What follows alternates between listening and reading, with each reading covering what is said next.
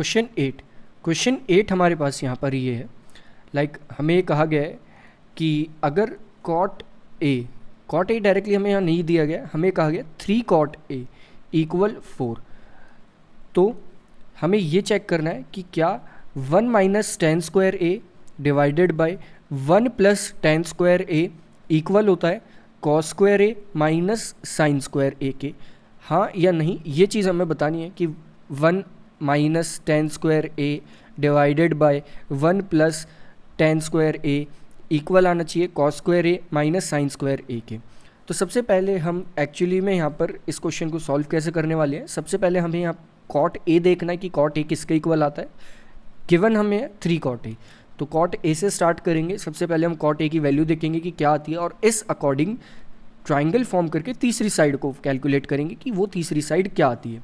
इसके बाद हम ये जो हमारे पास वैल्यू है यानी कि ये वाली, इसे हम मानेंगे लेफ्ट हैंड साइड और इस वाली वैल्यू को मानेंगे यानी कि कॉस स्क्वायर ए माइनस साइन स्क्वायर ए, इसे मानेंगे राइट हैंड साइड वाली वैल्यूज़ और इन्हें कैलकुलेट करेंगे कि ये किसके इक्वल आती हैं। और लास्ट में ये चेक करेंगे कि कैलकुलेट करने के बाद वो वैल्यूज़ पुट करने के बाद इन ट्रिग्नोमेट्रिक रेशियोज़ की जगह ये किसके इक्वल आती है। अगर ये दोनों आपस में इक्वल आती हैं तो ओके, नहीं आती तो भी ओके। बस हमें ये बताना है कि इक्वल है या नहीं है, वो सिर्फ हम वैल्यूज़ को फाइंड करके ही बता सकते हैं यहाँ पर। तो स्टार्ट करते हैं, क्योंकि यहाँ पर हमें एक वैल्यू दी हुई है that is 3 cot A equal 4।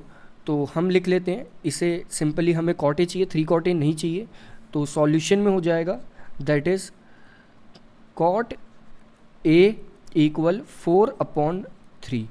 और कॉट ए जो होता है वो एक्चुअली में इक्वल होता है, अगर हम साइड्स के अकॉर्डिंग देखें तो वो होता है adjacent side divided by opposite side. और उस अकॉर्डिंग हम यहाँ तीसरी साइड कैलकुलेट कर सकते हैं। सबसे पहले हमें यहाँ पर एक राइट एंगल ट्रायंगल फॉर्म करना होगा कुछ इस तरह से, जिसमें हम ए बी और सी यहाँ पर ये 3 साइड्स मार्क कर लेते हैं। हम अकॉर्डिंग अपने कोई भी ये साइड्स मार्क कर सकते हैं। तो कॉट ए यानी कि ये वाला एंगल, इस एंगल के एडजेसेंट साइड है ए बी, तो ए बी हम मान लेंगे यहाँ पर हो जाएगा 4 के equal, and B C divided by opposite side कहा गया है तो वो है बी सी, तो बी सी हो जाएगी हमारे पास 3। तो हम यहाँ पर इजीली ये जो रिमेनिंग साइड है यानी कि ए सी, इसे कैलकुलेट कर लेंगे।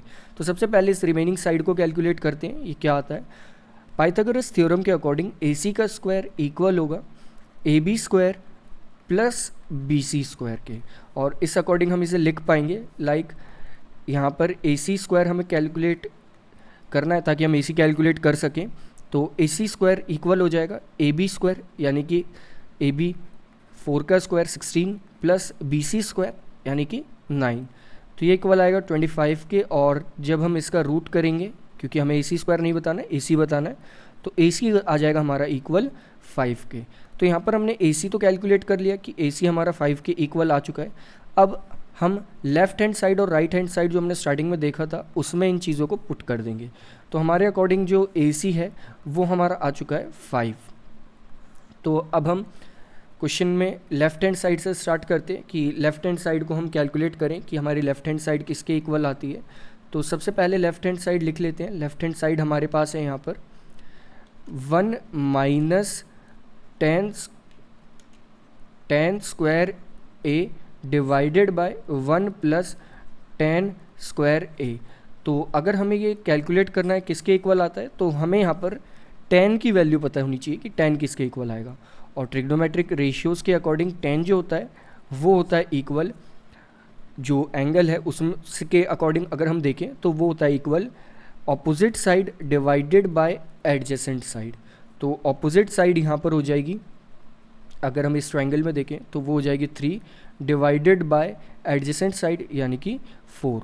वरना अगर हम डायरेक्टली कॉट ए को देखें तो उसके अकॉर्डिंग भी जो tan ए जो होता है वो इसका ऑपोजिट होता है। तो tan ए हमारे पास आ चुका है 3/4, तो tan स्क्वायर ए जो आएगा हमारे पास वो आ जाएगा दैट इज़ 9/16। और इस वैल्यू को अब हम यहाँ पुट कर देंगे तो हमारे पास आ जाएगा 1 माइनस 9/16 डिवाइडेड बाय 1 प्लस 9/16। और जब हम इसे सॉल्व करेंगे तो कुछ इस तरह से हम सॉल्व कर लेंगे इसे सिंपली। हम लिखेंगे जो कि इक्वल आएगा अब नेक्स्ट 1 माइनस 9/16 को हम यहाँ पर डायरेक्टली लिख लेंगे, दैट इज़ 16 माइनस एलसीएम लेके 9 अपॉन यहाँ पर 16 डिवाइडेड बाय 16 प्लस 9/16। तो यहाँ पर 16 से 16 डायरेक्टली कट हो जाएगा, तो यह आ जाएगा इक्वल हमारा लास्ट में 16 minus 9 that is 7 divided by 16 plus 9 that is 25। तो ये लेफ्ट हैंड साइड जो आ गई हमारी वो आ चुकी है यहाँ पर 7/25। सेम इसी तरह से जब हम राइट हैंड साइड कैलकुलेट करेंगे तो राइट हैंड साइड हमारे पास है cos square A minus sine square a. तो साइन यहाँ पर आएगा, सबसे पहले साइन देख लेते हैं, हमारा साइन किसके इक्वल आएगा। साइन ए जो आएगा हमारा इक्वल वो होता है, साइन ए जो होता है वो 3/5 के इक्वल आएगा, क्योंकि वो ऑपोजिट साइड अपॉन हाइपोटेन्यूस होता है। तो हमारा साइन हो जाएगा 3 डिवाइडेड बाय 5, और कॉस भी इसी तरह से हमारे पास आ जाएगा, कॉस ए वो होता है adjacent side upon hypotenuse that is 4/5, और इन दोनों को स्क्वायर करके हम माइनस करेंगे। तो जब हम इन दोनों का स्क्वायर करके सब्ट्रैक्ट करेंगे आपस में, तो ये हम राइट हैंड साइड के अकॉर्डिंग लिखेंगे, दैट इज़ RHS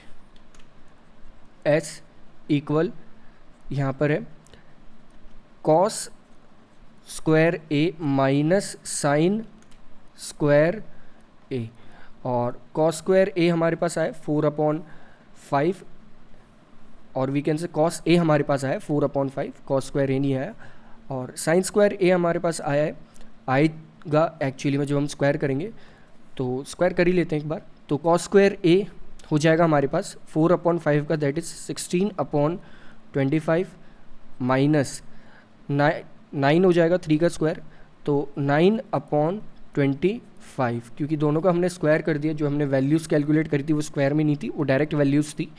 तो दोनों का जब हम स्क्वायर कर लेंगे तो वो यहाँ पर हो जाएगा 9² और यहाँ पर हो जाएगा 16/25, 9² नहीं डायरेक्ट 9/25।